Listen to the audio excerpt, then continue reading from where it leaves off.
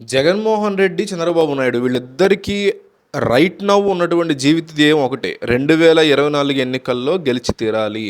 దీనికంటే పెద్ద జీవిత ధ్యేయం ఇంకోటి ఉంది. అదేంటంటే 2024 ఎన్నికల్లో నరేంద్ర మోడీతో పొత్తు ఏర్పరచుకోవాలి. అది అఫీషియల్గా అయినా అనఫీషియల్గా అయినా. జగన్మోహన్ రెడ్డి 2019లో అనఫీషియల్గా మోడీతో పొత్తు పెట్టుకున్నట్టు మనకు అనిపిస్తుంది. 2014లో చంద్రబాబు నాయుడు అఫీషియల్గా పెట్టుకున్నారు.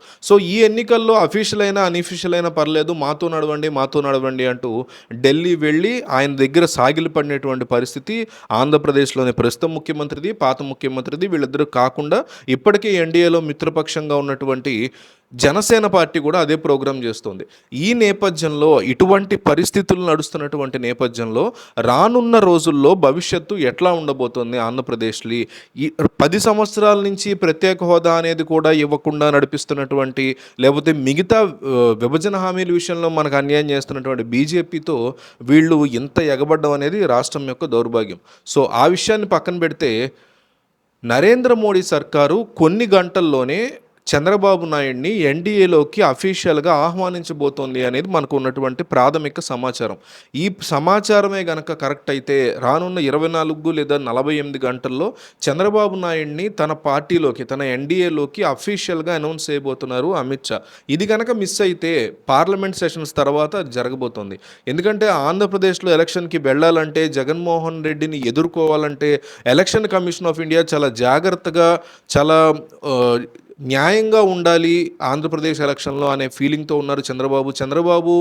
గడిచినటువంటి పంచాయతీ ఎలక్షన్, మున్సిపల్ ఎలక్షన్లో జగన్మోహన్ రెడ్డి ఎన్నో అన్యాయాలు చేశారని, ఏపీలో సరైనటువంటి ఓటు కూడా వేసుకోలేని పరిస్థితుల్లో ఏపీ ప్రజలు ఉండేలాగా ఆయన కావాలనే జగన్మోహన్ రెడ్డి అట్లా చేశారని, కాబట్టి రానున్న ఎలక్షన్లో జగన్ మళ్ళీ అది రిపీట్ చేసే అవకాశం ఉందని అసెంబ్లీ ఎన్నికల్లో.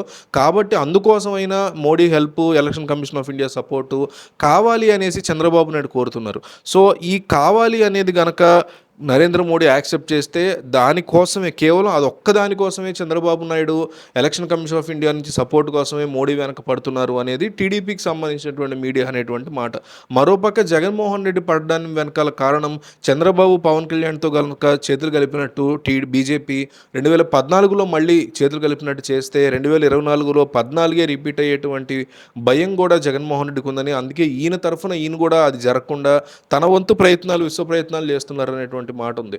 సో ఈ ఓవరాల్ సినారియోలో జగన్మోహన్ రెడ్డి గెలుస్తారా, చంద్రబాబు గెలుస్తారా అంటే డెఫినెట్లీ చంద్రబాబు గెలిచే పరిస్థితి కనిపిస్తుంది. ఎందుకంటే ఎన్డీఏలోకి వైసీపీని కనుక తీసుకోవాలనుకుంటే జగన్ ఒప్పుకోరు. ఫస్ట్ ఆఫ్ ఆల్, ఒకవేళ ఒప్పుకొని తీసుకున్న కొన్ని రిలీజియస్ ఫ్యాక్టర్స్ వల్ల, జగన్ వెనక ఉన్నటువంటి కొన్ని రిలీజియస్ ఫ్యాక్టర్స్ వల్ల ఆర్ఎస్ఎస్ అనేటువంటి సంస్థ ఎన్డీఏలోకి వైసీపీ రాకని ఒప్పుకోదు, కానీ టీడీపీ రాకని ఒప్పుకుంటుంది. టీడీపీ గతంలో కూడా ఉంది కాబట్టి.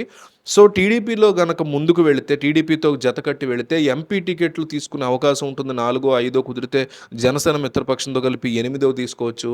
అట్లాగే ఎమ్మెల్యే సీట్లు ఒక 15 అన్న తీసుకోవచ్చు. కాబట్టి ఆంధ్రప్రదేశ్ రాష్ట్రం నుంచి 3 4 ఎంపీలు వచ్చే అవకాశం ఉంటుంది. కాబట్టి ఎన్డీఏని త్వరలోనే చంద్రబాబు నాయుడిని ఆహ్వానించడానికి అమిత్ షా, మోడీ సిద్ధపడుతున్నట్టుగా మనకు వార్తలు వస్తున్నాయి.